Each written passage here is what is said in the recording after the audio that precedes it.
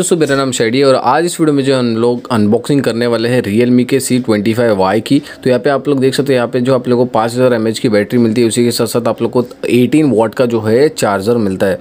तो गाइस अभी हम लोग बात करेंगे कि ये जो है कैसा परफॉर्मेंस देगा और सारी चीज़ें के बारे में हम लोग जो आज बात करने वाले हैं।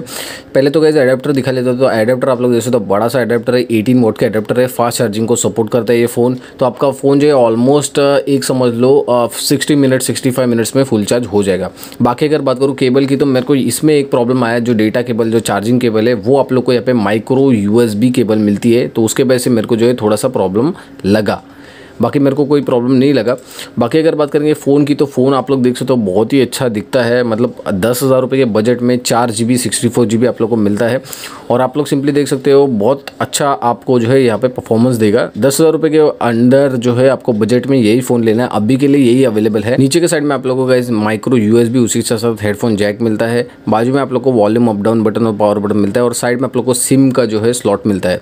तो थोड़ा सा ये चालू होने दो, फिर आप लोग को जो है मैं इसको चालू करके दिखा देता हूँ और बता देता हूँ कि यहाँ पे आप लोगों को कितनी स्टोरेज मिलती है। तो आप लोग देख सकते हो सिंपली यहाँ पे जो है, अगर मैं सेटिंग में जाता हूँ तो सेटिंग में आप लोग देख सकते हो 64GB में से ऑलमोस्ट जो है सिर्फ 15GB खा रहा है ये। मतलब बाकी के जो भी है 45GB ऑलमोस्ट आप लोग को जो है मिल जाती है यूज़ के लिए। तो आप उतनी मोर देन इनफ है मेरे हिसाब से, तो वो आप लोग जरूर से देख सकते हो। जबकि रेडमी के फ़ोन्स में मैंने देखा है 64GB में से सिर्फ 40GB मिलती है, और बाकी के 20GB पूरी जो है वो 20-24GB जो है फ़ोन खा लेता है।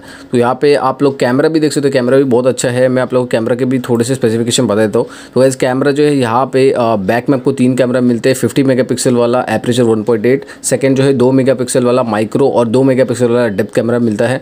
वीडियो ये 1080 पिक्सल में 30 FPS में बैक कैमरा से शूट करेगा। फ्रंट कैमरा से जो है 720 पिक्सल में 30 FPS में जो है ये वीडियो शूट करेगा।